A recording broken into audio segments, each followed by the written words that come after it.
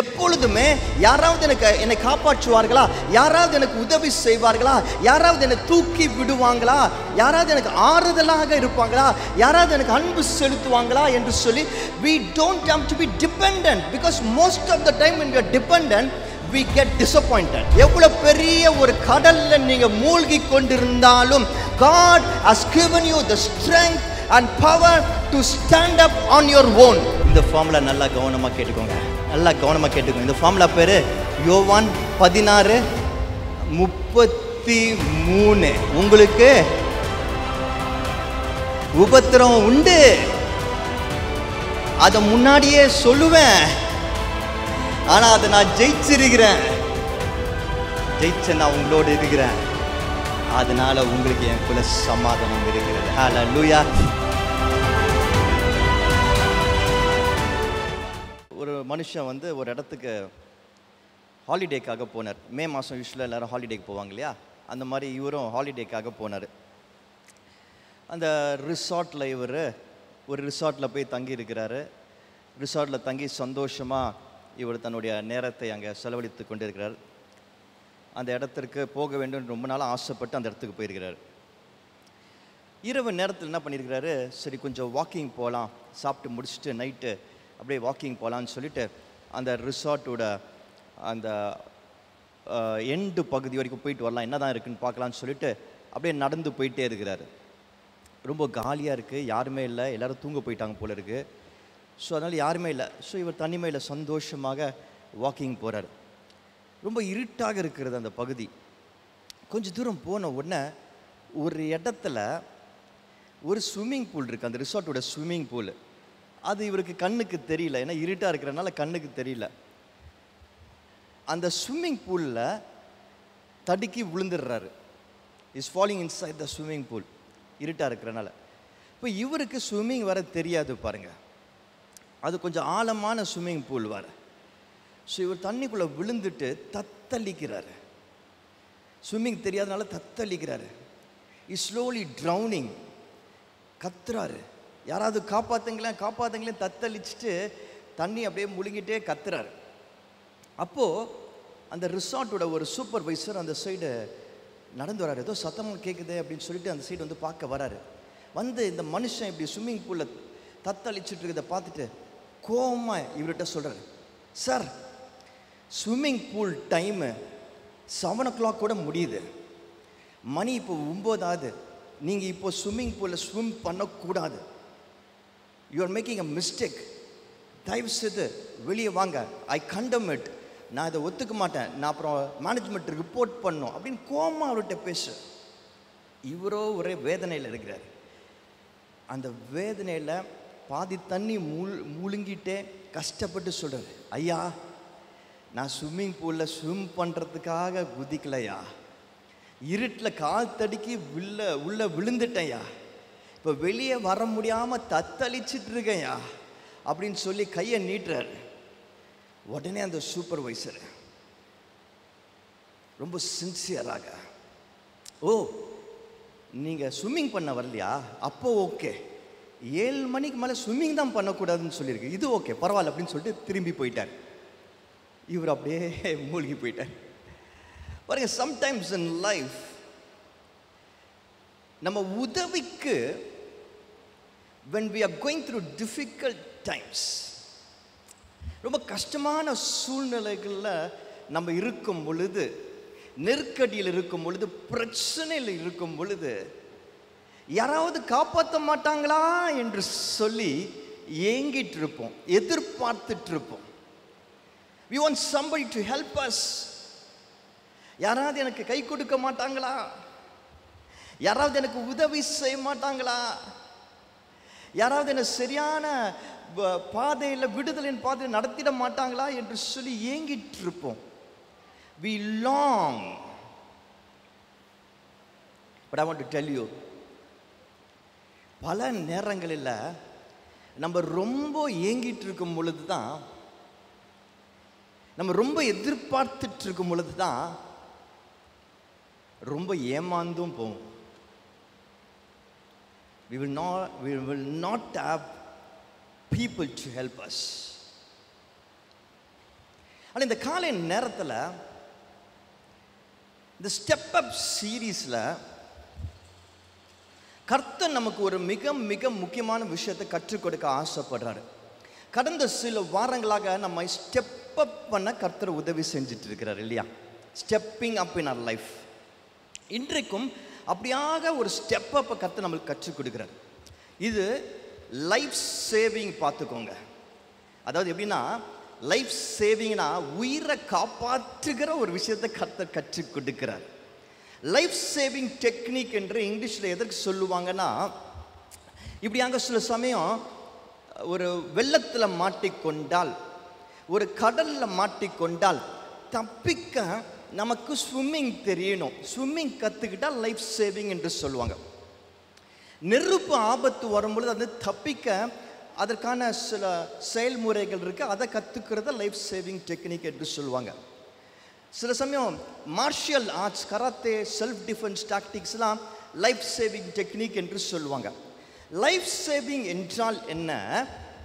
எனக்கு நான் என்னுடைய திறமைகளை, இயல்புகளை பயன்படுத்தி சில விஷயங்களை கற்றுக்கொள்ளும் பொழுது அது என்னுடைய நெருக்கடியான நேரங்களில் என்னை காப்பாற்றுகிறது என்பதுதான் life saving technique. There is so much of power inside us. நமக்குள்ள அவ்வளோ வல்லமை இருக்கிறது, நமக்குள்ள அவ்வளோ பலத்தை கர்த்தர் கொடுத்திருக்கிறாரு, நமக்குள்ள அவ்வளோ திறமைகளை கர்த்தர் கொடுத்திருக்கிறாரு. அந்த திறமைகள், அந்த வல்லமை, அந்த டெக்னிக்ஸ் பல சந்தர்ப்பங்களில் நம்மை காப்பாற்றிக் கொள்ள நமக்கு உதவி செய்கிறது. We do not have to depend always on people. எப்பொழுதுமே யாராவது என்னை காப்பாற்றுவார்களா, யாராவது எனக்கு உதவி செய்வார்களா, யாராவது என்னை தூக்கி விடுவாங்களா, யாராவது எனக்கு ஆறுதலாக இருப்பாங்களா, யாராவது எனக்கு அன்பு செலுத்துவாங்களா என்று சொல்லி we don't have to be dependent, because most of the time when we are dependent we get disappointed. நாம் இப்படி அதிகமாக எதிர்பார்க்கிறதுனால தான் பல நேரத்தில் நாம் ஏமாற்றத்திற்குள்ள போகிறோம். But God is saying you are self-sufficient. நீ உனக்கு போதுமானவளாக இருக்கிறாய், ஏனென்றால் நான் உன்னோடு கூட இருக்கிறேன். I'm going to unpack. I'm going to try to unpack. இன்றைக்கு கொஞ்சம் உங்களுக்கு உதவி செய்ய போறேன்.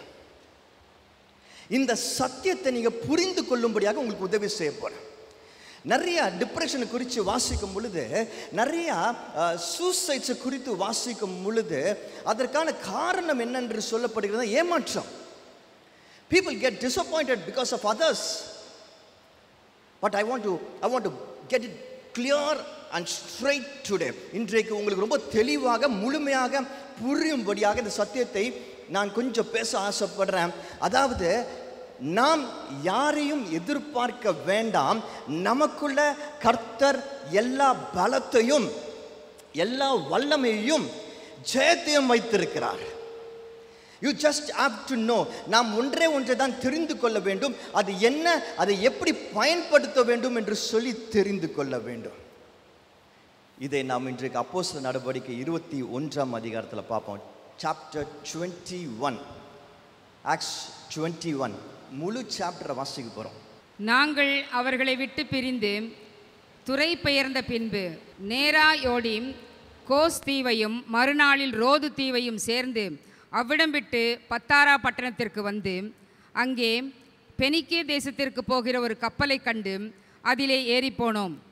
சீப்ரு தீவை கண்டு அதை இடதுபுறமாக விட்டு சீரியா நாட்டிற்கு ஓடி தீரு பட்டணத்துறையில் இறங்கினோம். அங்கே கப்பலின் சரக்குகளை இறக்க வேண்டியதாய் இருந்தது. அவ்விடத்தில் உள்ள சீஷரை கண்டுபிடித்து அங்கே 7 நாள் தங்கினோம். அவர்கள் பவுலை நோக்கி, நீர் எருசலேமுக்கு போக வேண்டாம் என்று ஆவியின் ஏவுதலினாலே சொன்னார்கள். அந்த நாட்கள் நிறைவேறின பின்பு நாங்கள் புறப்பட்டு போகையில் அவர்கள் எல்லோரும் மனைவிகளோடும் பிள்ளைகளோடும் கூட பட்டணத்திற்கு புறம்பே எங்களை வழிவிட்டு அனுப்பும்படி வந்தார்கள். அப்பொழுது கடற்கரையிலே நாங்கள் முழங்கால் படியிட்டு ஜெபம் பண்ணினோம். ஒருவரிடத்தில் ஒருவர் உத்தரவு பெற்றுக்கொண்ட பின்பு நாங்கள் கப்பல் ஏறினோம். அவர்கள் தங்கள் வீடுகளுக்கு திரும்பி போனார்கள். நாங்கள் கப்பல் யாத்திரையை முடித்து தீரு பட்டணத்தை விட்டு பித்தோலோமாய் பட்டணத்திற்கு வந்து சகோதரரை வினவி அவர்களிடத்திலே ஒரு நாள் தங்கினோம். மறுநாளிலே பவுலை சேர்ந்தவர்களாகிய நாங்கள் புறப்பட்டு சிசாரியா பட்டணத்திற்கு வந்து 7 பேரில் ஒருவனாகிய பிலிப்பு என்னும் சுவிசேஷகனுடைய வீட்டிலே பிரவேசித்து அவனிடத்திலே தங்கினோம். தீர்க்க தரிசனம் சொல்லுகிற கன்னியாஸ்திரிகளாகிய 4 குமாரத்திகள் அவனுக்கு இருந்தார்கள். நாங்கள் அநேக நாள் அங்கே தங்கி இருக்கையில் அகபு என்னும் பேர் கொண்ட ஒரு தீர்க்கதரிசி யூதேயாவில் இருந்து வந்தான். அவன் எங்களிடத்திலே வந்து பவுலினுடைய கச்சையை எடுத்து தன் கைகளையும் கால்களையும் கட்டிக்கொண்டு, இந்த கச்சையுடையவனை எருசலேமில் உள்ள யூதர் இவ்விதமாக கட்டி புறஜாதியார் கையில் ஒப்பு கொடுப்பார்கள் என்று பரிசுத்த ஆவியானவர் சொல்லுகிறார் என்றான். இவைகளை நாங்கள் கேட்டபொழுது எருசலேமுக்கு போக வேண்டாம் என்று நாங்களும் அவ்விடத்தாரும் அவனை வேண்டிக் கொண்டோம். அதற்கு பவுல், நீங்கள் அழுது என் இருதயத்தை ஏன் உடைத்து போக பண்ணுகிறீர்கள்? எருசலேமில் நான் கர்த்தராகிய இயேசுவின் நாமத்திற்காக கட்டப்படுவதற்கு மாத்திரமல்ல, மரிப்பதற்கும் ஆயத்தமாயிருக்கிறேன் என்றான். அவன் சம்மதியாதபடியினாலே கர்த்தருடைய சித்தம் ஆக கடவதென்று அமர்ந்திருந்தோம். அந்த நாட்களுக்கு பின்பு நாங்கள் பிரயாண சாமான்களை ஆயத்தம் பண்ணி கொண்டு எருசலேமுக்கு போனோம். சிசாரியா பட்டணத்தில் உள்ள சீஷரில் சிலர் எங்களுடனே கூட வந்ததுமன்றி சீப்ரு தீவானாகிய மினாசோன் என்னும் ஒரு பழைய சீஷனிடத்தில் நாங்கள் தங்கும்படியாக அவனையும் தங்களோடு கூட்டிக் கொண்டு வந்தார்கள். நாங்கள் எருசலேமுக்கு வந்த பொழுது சகோதரர் எங்களை சந்தோஷமாய் ஏற்றுக்கொண்டார்கள். மறுநாளிலே பவுல் எங்களை கூட்டிக் கொண்டு யாக்கோபினிடத்திற்கு போனான். மூப்பர் எல்லோரும் அங்கே கூடி வந்தார்கள். அவர்களை அவன் வினவி தன் ஊழியத்தினாலே தேவன் புறஜாதிகளிடத்தில் செய்தவைகளை ஒவ்வொன்றாக விவரித்து சொன்னான். அதை அவர்கள் கேட்டு கர்த்தரை மகிமைப்படுத்தினார்கள். பின்பு அவர்கள் அவனை நோக்கி, சகோதரனே, யூதர்களுக்குள் அநேகமாயிரம் பேர் விசுவாசிகளாய் இருக்கிறதை பார்க்கிறீரே. அவர்கள் எல்லோரும் நியாயப்பிரமாணத்திற்காக வைராக்கியமுள்ளவர்களாய் இருக்கிறார்கள். புறஜாதிகளிடத்தில் இருக்கிற யூதர் எல்லாரும் தங்கள் பிள்ளைகளுக்கு விருத்த சேதனம் பண்ணவும் முறைமையின்படி நடக்கவும் வேண்டியதில்லை என்று நீர் சொல்லி இவ்விதமாய் அவர்கள் மோசேயை விட்டு பிரிந்து போகும்படி போதிக்கிறீர் என்று இவர்கள் உம்மை குறித்து கேள்விப்பட்டிருக்கிறார்கள். இப்பொழுது செய்ய வேண்டியது என்ன? நீர் வந்திருக்கிறீர் என்று இவர்கள் கேள்விப்பட்டு நிச்சயமாக கூட்டம் கூடுவார்கள். ஆகையால் நாங்கள் உமக்கு சொல்லுகிறபடி நீர் செய்ய வேண்டும். அது என்னவென்றால், பிரார்த்தனை பண்ணி கொண்டவர்களாகிய 4 பேர் எங்களிடத்தில் இருக்கிறார்கள். அவர்களை நீர் சேர்த்து கொண்டு அவர்களுடனே கூட சுத்திகரிப்பு செய்து கொண்டு அவர்கள் தலைச்சவரம் பண்ணிக்கொள்வதற்கு செல்லுமானதை செலவு செய்யும். அப்படி செய்தால் உம்மை குறித்து கேள்விப்பட்ட காரியங்கள் அபத்தம் என்று நீரும் நியாயப்பிரமாணத்தை கைக்கொண்டு நடக்கிறவர் என்றும் எல்லோரும் அறிந்து கொள்ளுவார்கள். விசுவாசிகளான புறஜாதியார் இப்படிப்பட்டவைகளை கை கொள்ளாமல் விக்கிரங்களுக்கு படைத்ததற்கும் இரத்தத்திற்கும் நெருக்குண்டு செத்ததற்கும் வேசித்தனத்திற்கும் விலகியிருக்க வேண்டுமென்று நாங்கள் தீர்மானம் பண்ணி அவர்களுக்கு எழுதி அனுப்பினோமே என்றார்கள். அப்பொழுது பவுல் அந்த மனுஷனை சேர்ந்து கொண்டு மறுநாளிலே அவர்களுடனே கூட தானும் சுத்திகரிப்பு செய்து கொண்டு தேவாலயத்தில் பிரவேசித்து அவர்களில் ஒவ்வொருவனுக்காகவும் வேண்டிய பலி செலுத்தி தீருமளவும் சுத்திகரிப்பு நாட்களை நிறைவேற்றுவேன் என்று அறிவித்தான். அந்த 7 நாட்களும் நிறைவேறி வருகையில் ஆசியா நாட்டில் இருந்து வந்த யூதர்கள் அவனை தேவாலயத்திலே கண்டு ஜனங்கள் எல்லோரையும் எடுத்துவிட்டு அவன் மேல் கை போட்டு, இஸ்ரவேலரே, உதவி செய்யுங்கள், நம்முடைய ஜனத்திற்கு வேத பிரமாணத்திற்கும் இந்த ஸ்தலத்திற்கும் விரோதமாக எங்கும் எல்லோருக்கும் போதித்து வருகிறவன் இவன்தான். இந்த தேவாலயத்திற்குள்ளே கிரேக்கரையும் கூட்டிக் கொண்டு வந்து இந்த பரிசுத்த ஸ்தலத்தை தீட்டுப்படுத்தினான் என்று சத்தமிட்டார்கள். துரோபிமு என்பவன் முன்னே நகரத்தில் பவுலுடனே கூட இருக்கிறதை கண்டுபிடித்தபடியால் பவுல் அவனை தேவாலயத்தில் கூட்டிக் கொண்டு வந்திருப்பான் என்று நினைத்தார்கள். அப்பொழுது நகரம் முழுவதும் கலக்கமுற்றது. ஜனங்கள் கூட்டமாய் ஓடி வந்து பவுலை பிடித்து அவனை தேவாலயத்திற்கு புறம்பே இழுத்து கொண்டு போனார்கள். உடனே கதவுகள் பூட்டப்பட்டது. அவர்கள் அவனை கொலை செய்ய எத்தனித்திருக்கையில் எருசலேம் முழுவதும் கலக்கமாயிருக்கிறதென்று போர்ச்சேவகரின் சேனாதிபதிக்கு செய்தி வந்தது. உடனே அவன் போர்ச்சேவகரையும் அவர்களுடைய அதிபதிகளையும் கூட்டிக் கொண்டு அவர்களிடத்திற்கு ஓடினான். சேனாதிபதியையும் போர் சேவகரையும் அவர்கள் கண்டபொழுது பவுலை அடிக்கிறதை விட்டு நிறுத்தினார்கள். அப்பொழுது சேனாதிபதி கிட்ட வந்து அவனை பிடித்து 2 சங்கிலிகளினாலே கட்டும்படி சொல்லி, இவன் யார் என்றும் என்ன செய்தான் என்றும் விசாரித்தான். அதற்கு ஜனங்கள் பலவிதமாய் சத்தமிட்டார்கள். சந்தடியினாலே நிச்சயத்தை அவன் அறியக்கூடாமல் அவனை கோட்டைக்குள்ளே கொண்டு போகும்படி கட்டளையிட்டான்.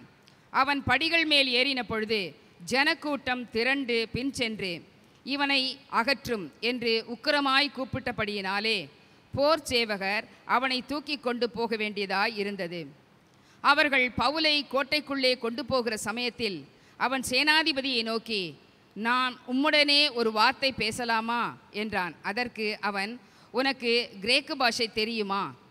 நீ இந்த நாட்களுக்கு முன்னே கலகம் உண்டாக்கி 4000 கொலைபாதகரை வனாந்தரத்திற்கு கொண்டு போன எகிப்தியன் அல்லவா என்றான்.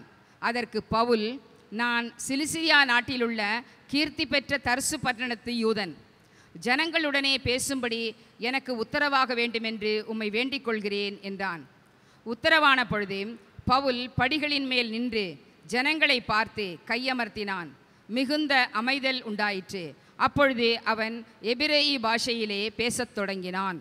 இந்த பர்டிகுலர் பேசேஜில் ஆக்ட்ஸ் 21 நம்ம பார்க்கிற சம்பவம் என்னவென்றால், பவுல் தன்னுடைய 3வது மிஷனரி ஜேர்னியை அவர் முடித்து எருசலேமுக்குள்ளே போக அவர் ஆயத்தமாகிறாரு. ஆனால் எருசலேமுக்குள்ளே அவர் போகிறதற்கு அவருக்கு பல தடைகள், தட் இஸ் நிறையா மனிதர்கள், ப்ராஃபட், இவங்களாம் வந்து சொல்கிறாங்க, நீ அங்கே போனால் உனக்கு பயங்கர பிரச்சனைகள் இருக்கிறது என்பதை சொல்கிறாங்க. வெவ்வேறு விதத்தில் அவருக்கு சொல்கிறாங்க. ஆனால் அதையும் தாண்டி பவுல் எருசலேமுக்குள்ளே போகிறத பார்க்குறோம். எருசலேமுக்குள்ளே போன பவுல் என்ன செய்கிறாரு, அங்கே அந்த தலைவர்களை சந்திக்கிறாரு. ஜேம்ஸ், ஜீசஸோட ஹாஃப் பிரதர், அவர் ஒரு ஆலய தலைவராக இருக்கிறார், அவரை சந்திக்கிறார். மற்ற பிரதர்ஸை சந்திக்கிறாரு. அவங்க கிட்ட தன்னுடைய ஊழியத்தை பற்றி, மிஷனரி ஜேர்னியை பற்றி சொல்கிறாரு. அவங்கெல்லாம் சந்தோஷப்படுறாங்க. எல்லாரும் கர்த்தரை ஸ்தோத்தரிக்கிறாங்க, நன்றி சொல்லுறாங்க. ஆனால் அதை முடித்த பிறகு ஜேம்ஸ் பவுலை கூப்பிட்டு பவுல்கிட்ட இப்படியாக சொல்கிறாரு, எப்பா, ஆனால் நீ ஒரு விஷயத்தில் ஜாக்கிரதையாக இருக்கணும். கர்த்தர் உன்னை கொண்டு இவ்வளோ பெரிய காரியங்களை செய்கிறாரு. ஆனால் இங்கே இருக்கிற யூதர்கள் எல்லாம் உன் மேலே கோபமாக இருக்கிறாங்க.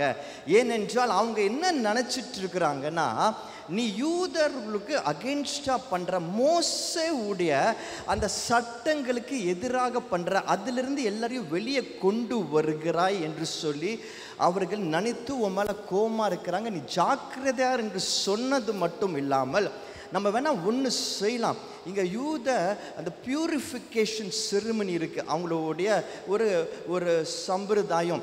அதை நீ செஞ்சின்னா அவங்க ஒத்துப்பாங்க, நீ அவங்களோட ஆள் தான் என்று சொல்லி. ஸோ பவுலும் அதை ஒத்துக்கொண்டு அதை செய்கிறாரு. சில நாட்கள் அதை செய்து முடிக்கிறத பார்க்குறோம். ஆனால் கவனிங்க, அதை பவுல் செய்து முடித்தாலும் இங்கே இருக்கிற சிலர், அவன் மேலே கோபமாக இருக்கிறவங்க, அவனுக்கு எதிராக திரும்பவும் ஒரு பொய் குற்றச்சாட்டை வைத்து ஒரு பெரிய கூட்டத்தை, ஆல்மோஸ்ட் என்டையர் ஊரை பவுலுக்கு எதிராக திரட்டிடுறாங்க. பவுலே இவர் அக்செப்ட் பண்ணணும்னு சொல்லி தான் அந்த கலாச்சாரத்தை அவர் பங்கு கொள்கிறாரு.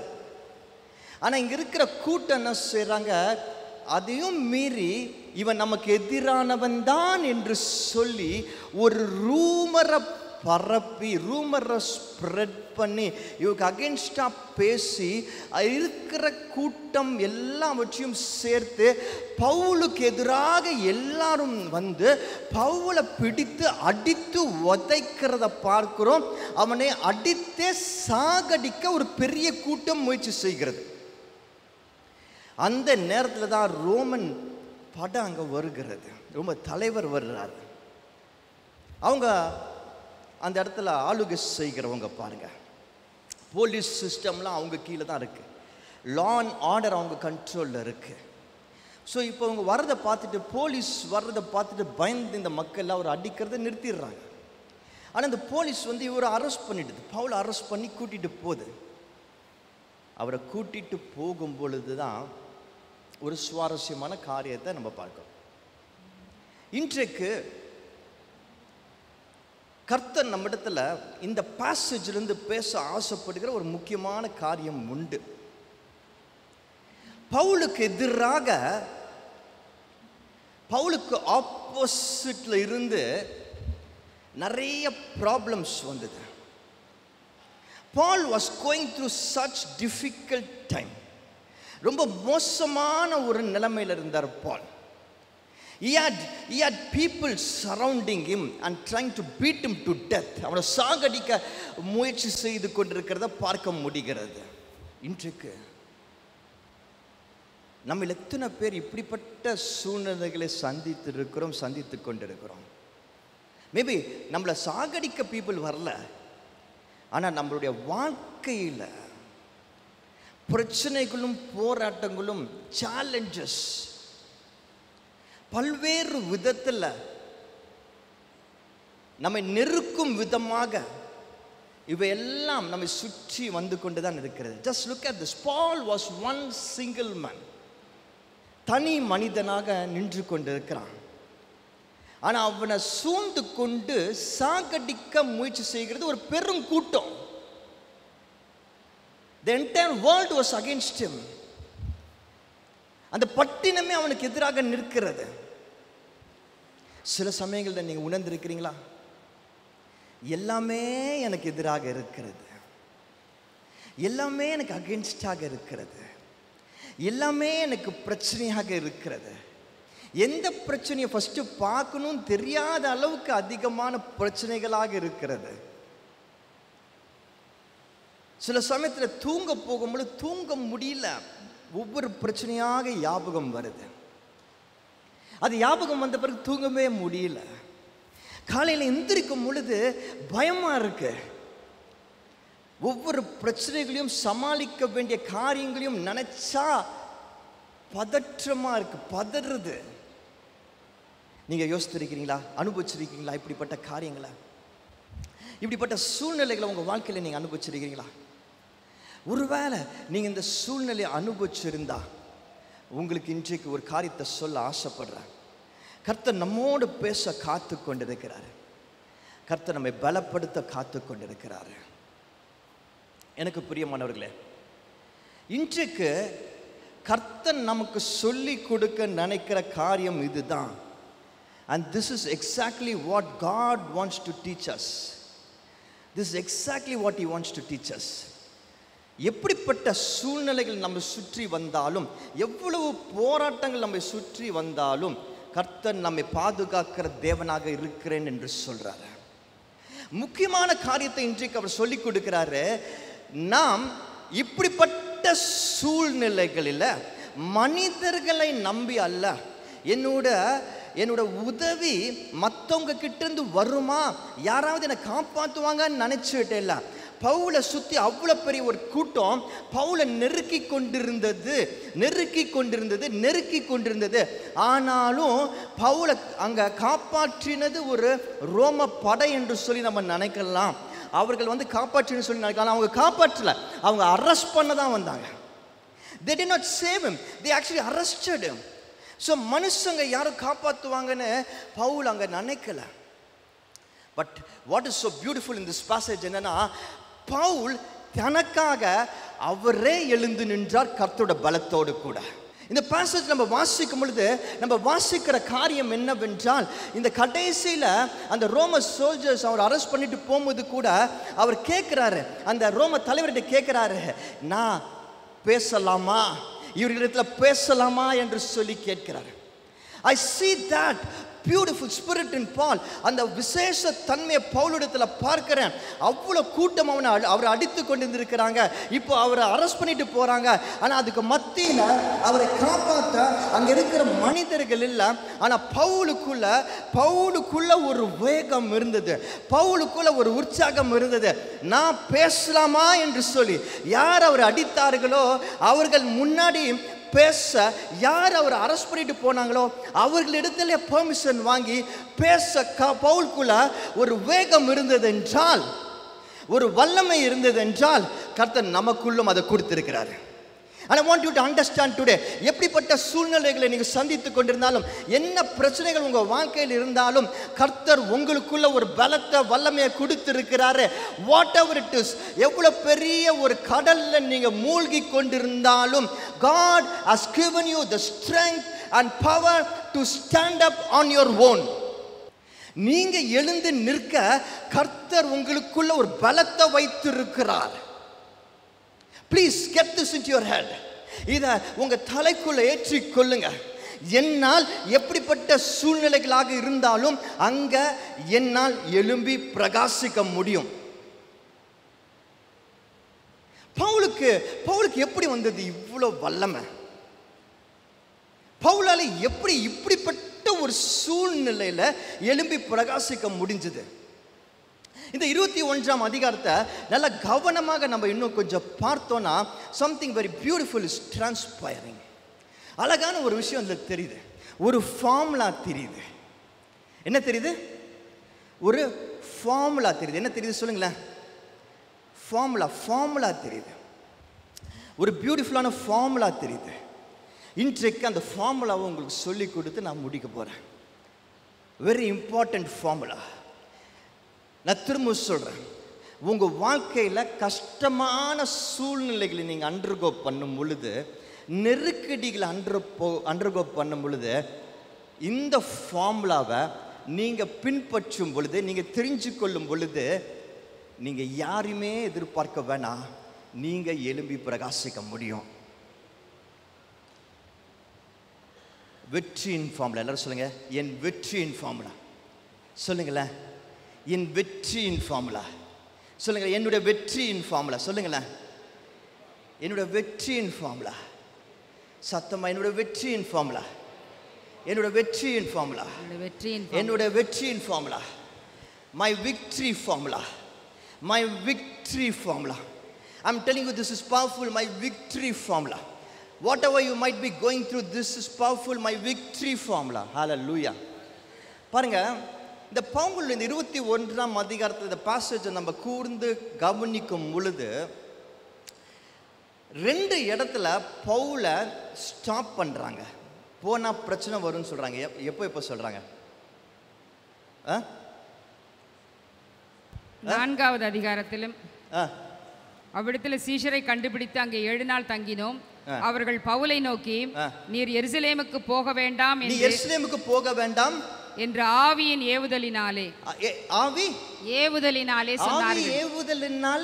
சொன்னார்கள். அப்புறம் 11வது வசனம், அவன் எங்களிடத்தில் வந்து பவுலினுடைய கச்சையை எடுத்து தன் கைகளையும் கால்களையும் கட்டிக்கொண்டு இந்த கச்சையை உடையவனை எருசலேமில் உள்ள யூதர் இவ்விதமாக கட்டி புறஜாதியார் கையில் ஒப்பு கொடுப்பார்கள் என்று பரிசுத்த ஆவியானவர் தீர்க்க தரிசனம். பவுல் எருசலேமுக்குள்ள போனவன நடந்த காரியங்கள் நம்ம பார்த்தோம். ஆனா அதுக்கு முன்னாடியே பவுல் போறதுக்கு முன்னாடியே ப்ராஃபஸி, தீர்க்க தரிசனம் வந்திருக்கு. அவனோட கச்சையை எடுத்து, பெல்ட்டை எடுத்து இப்படி ஒருத்தர் கட்டி கொண்டு அவர் சொல்றாரு, அவர் இந்த பெல்ட்டோட ஓனரை இப்படிதான் கட்டி, யூதர்கள் கட்டி புறஜாதியர்கள், ஜூஸ் டு ரோமன் சோல்ஜர்ஸ் கொடுப்பாங்கன்னு தீர்க்க தரிசனம் வந்திருக்கு. ரெண்டுமே கர்த்தரை சார்ந்தவர்கள் சொன்னது. ஒரு இடத்துல பார்க்குறோம், ஆவியானவர் நிரப்பி சொல்றாரு. இன்னொரு இடத்துல ஒரு ப்ராஃபஸி வருது. ஆனா அதையும் மீறி பவுல் போறாரு. பவுல் செய்தது தவறா? பவுலுக்கும் ஆவியானவர் உணர்த்துகிறத பவுல் சொல்றாரு. எருசலேமுக்கு போகும்படியாக ஆவியானவர் அவருக்கு உணர்த்தினதை பவுல் இன்னொரு இடத்துல சொல்றாரு. So Paul had a clear vision. தான் என்ன செய்ய வேண்டும் என்று பவுலுக்கு தெளிவாக கர்த்தர் உணர்த்தியிருந்தாரு. கர்த்தர் உணர்த்தினபடி அவர் நடத்துறாரு. நல்லா கவனிங்க. கர்த்தர் அவருக்கு உணர்த்திட்டாரு. நல்லா கவனிங்க. கர்த்தர் உணர்த்தினால கர்த்தர் சொன்ன காரியத்தை அவர் செய்யறாரு, போறாரு. அவர் அந்த டைரக்ஷன்ல போகும் பொழுது, ஆனா அவருக்கு வார்னிங் வருது. அங்க போனா பிரச்சனை இருக்குன்ற வார்னிங் வருது. நீ போகிற டைரக்ஷனில் உனக்கு நிறைய பிரச்சனைகள் இருக்கும். நீ போகிற வேலையில், நீ எடுக்கிற வேலையில் உனக்கு நிறைய கஷ்டங்கள் இருக்கும். உன்னோட குடும்பத்தில் அவ்வளோ ஈஸியாக புரிதல் இருக்காது. உன்னோட ஊழியத்தில் பல எதிர்ப்புகள் இருக்கும். கர்த்தர் வசனங்கள் மூலமாகவும் சில சமயம் மனிதர்கள் மூலமாகவும் நமக்கு உணர்த்துவார். He will tell us, He will warn us, He will prepare us. நான் கடைசியாக சொன்ன தெரியுமா, அதான் சரியான வார்த்தை. He will prepare us. நம்மளை ஆயத்தம் பண்ணுவார். இது நமக்கு சொல்றது நம்மை பயன்படுத்த இல்லை. நல்லா புரிஞ்சுக்கோங்க. கர்த்தர் நமக்கு வார்னிங் கொடுப்பது நம்மை பயன்படுத்துறதுக்கு இல்லை, நமக்குள்ள ஃபியர் கொண்டாடுறதுக்கு இல்லை. It's for preparing us. சொல்லுங்களேன். நம்ம சரீரத்தில் ஒரு பலகீனம் வருது. திடீர்னு நம்ம ஒரு விஷயத்தை ஆர்வத்தோடு ஆரம்பிக்கிறோம், ஆனால் தடைகள் வருகிறது. நம்ம ஒரு காரியத்தை செய்யணும், ஊழியத்தில் சபையில் செய்யணும் நினைக்கிறோம், ஆனால் பண தட்டுப்பாடு வருது. These are warnings not to stop us. These are warnings not to put fear in us. ஆனால் நம்மளை ஆயத்தப்படுத்துவதற்கு, எல்லாரும் சொல்லுங்களா, ஆயத்தப்படுத்துவதற்கு கர்த்தர் நம்மை ஆயத்தப்படுத்துகிறார். தேவன் நம்மை ஆயத்தப்படுத்துகிறார். தடைகளை சந்திக்கிறவர்களே, வார்னிங் சைன்ஸை பார்க்கிறவங்களே, நீங்கள்லாம் கர்த்தரால் ஆயத்தப்படுத்தப்படுகிறீர்கள். I want to tell you something even more powerful. இன்னும் வல்லமையான ஒரு விஷயத்தை சொல்ல போறேன். பயங்கர வல்லமையான ஒரு விஷயத்தை சொல்ல போறேன். இந்த வெற்றியின் ஃபார்முலா என்ன தெரியுமா? இந்த யோவான் எழுதிய சுவிசேஷம். இந்த வெற்றியின் ஃபார்முலா என்ன தெரியுமா? இந்த யோவான் எழுதிய சுவிசேஷம் 16ஆம் அதிகாரம் 33ஆம் வசனம். இதை தயவுசெய்து அசட்டை பண்ணாதீங்க. தயவுசெய்து இதை சாதாரணமாக எடுத்துக்காதீங்க. தயவுசெய்து இதோட ஆழத்தை புரிந்து கொள்ளுங்க. தயவுசெய்து இதோட அதிகாரத்தை புரிந்து கொள்ளுங்க. கர்த்தர் நம் மூலமாக செய்கிற காரியங்கள் ஆச்சரியமாக இருக்கும். யோவான் எழுதிய சுவிசேஷம் 16ஆம் அதிகாரம் 33ஆம் வசனம். மனப்பாடம் பண்ணுங்க. இதை மனசுல ஏற்றிக்கோங்க. இதை கெட்டியாக பிடிச்சுக்கோங்க. I'm telling you, this is the power that I was talking about. என்னிடத்தில் உங்களுக்கு சமாதானம் உண்டாயிருக்கும் பொருட்டு, சமாதானத்தை அண்டர்லைன் பண்ணுங்க. இங்கிலீஷில் பீஸ் இருக்கும். பீஸ் அண்டர்லைன் பண்ணுங்க. இவைகளை உங்களுக்கு சொன்னேன். உலகத்தில் உங்களுக்கு உபத்திரவம் உண்டு, ஆனாலும் திடன் கொள்ளுங்கள், நான் உலகத்தை கேட்கல, உலகத்தை ஜெயித்தேன். I want to read it in English also for you. I have said these things to you that in me you may have peace. In the world you will have tribulation, but take heart, I have overcome the world. நல்லா கவனிங்களா, இது வசனம் இங்கிலீஷில் இப்படியாக ஆரம்பிக்குது. இங்கிலீஷில் என்ன சொல்லுது?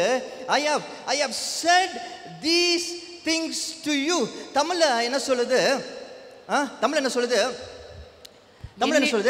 இவைகளை உங்களுக்கு சொன்னேன். I have said these things to you. இவைகளை உங்களுக்கு சொன்னேன். எல்லாரும் சொல்லுங்களேன். I have said these things to you. இவைகளை உங்களுக்கு சொன்னேன். பவுலுக்கு சொன்ன தேவன். பவுல் எருசலேமுக்குள்ள போக வேண்டும் என்று கர்த்தர் தான் அவங்களுக்கு தெளிவாக அந்த டைரக்ஷனை கொடுத்திருக்கிறாரு. அதனால பவுல் என்ன வந்தாலும் பரவாயில்ல எருசலேமுக்குள்ள போறாரு. ஆனா போறதுக்கு முன்னாடி பவுலுக்கு கர்த்தர் இப்படியாக என்ன நடக்கும் என்று சொல்லுகிறார். அது பயங்கரமா இருந்தது. அது உலகத்தின் ரூல்ஸ் படி பார்த்தா பயம் பொறுத்துற மாதிரி இருந்தது. It was scary. பயம் பொறுத்துற மாதிரி இருந்தது. பயங்கரமாக இருந்தது பவுலுக்கு சொன்ன காரியம். ஆனால் சொன்னது யாரு?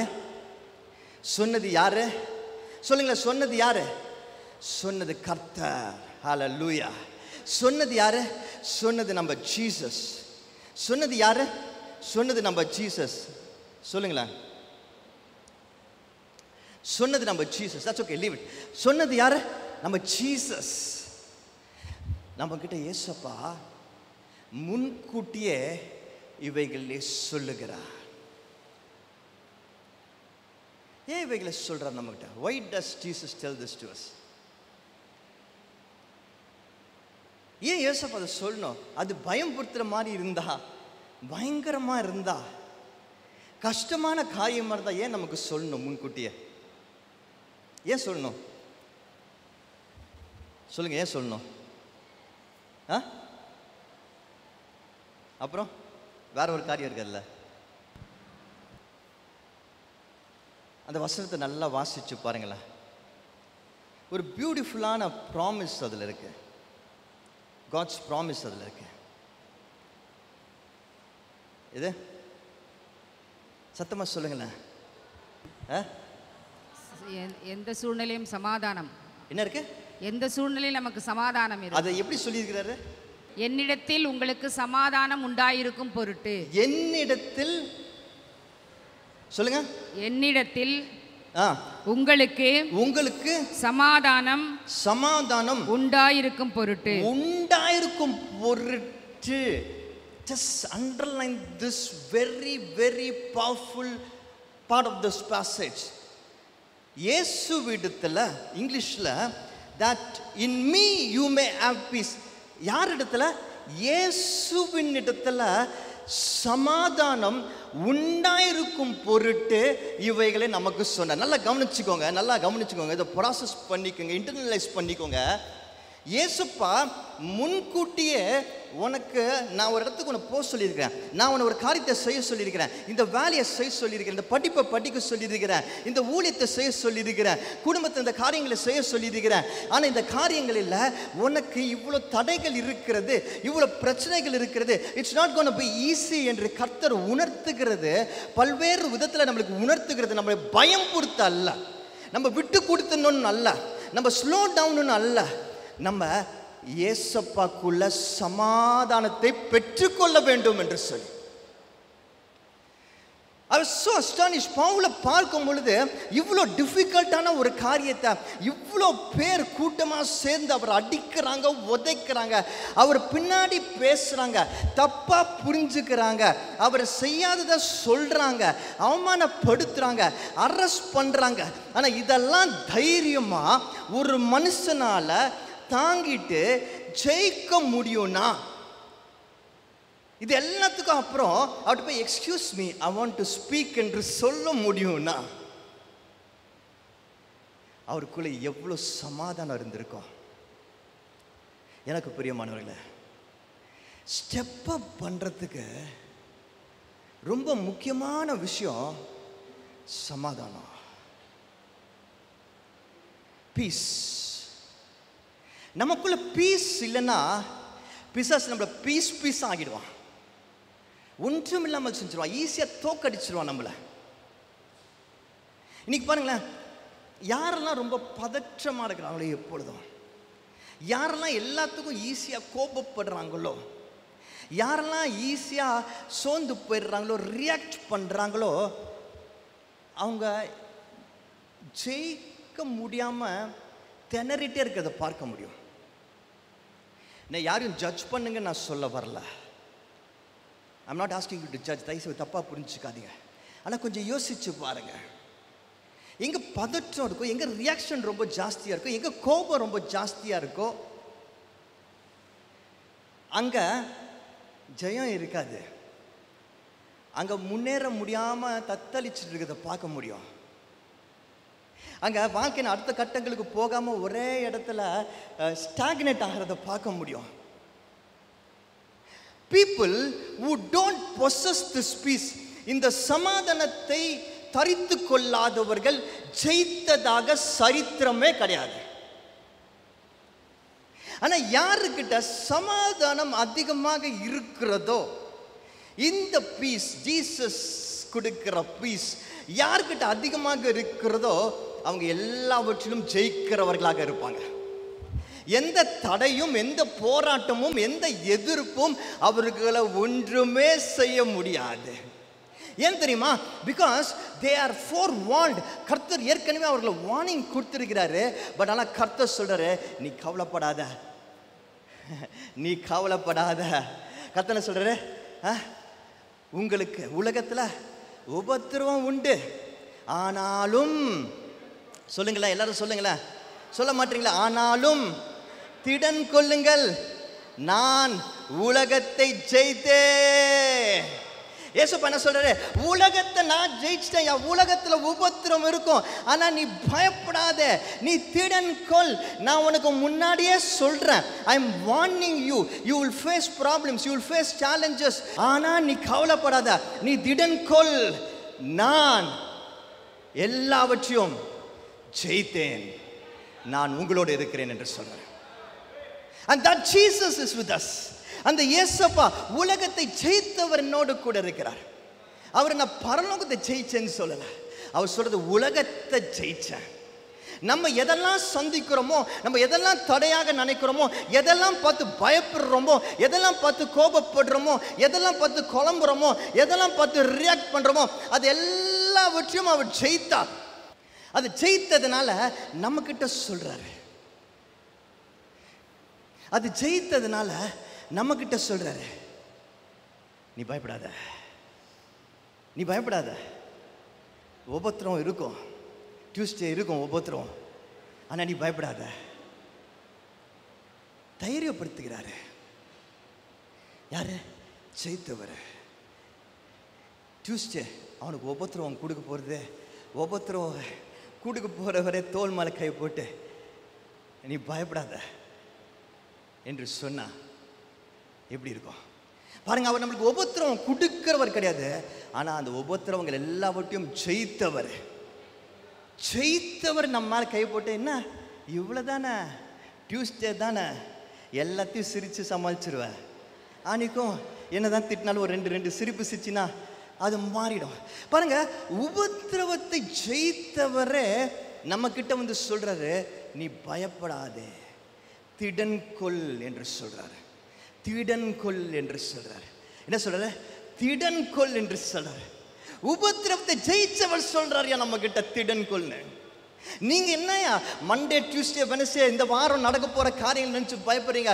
அச்சச்சோ, ஒரு மாசம் முடிஞ்சு போச்சு, புது மாசம் ஆரம்பிக்குது, இந்த ஒரு மாசத்தை இன்னும் சரியா நாங்க சமாளிச்சு முடிக்கல, புது மாசம் ஆரம்பிக்கும் போது ஏன் பயப்படுறீங்க?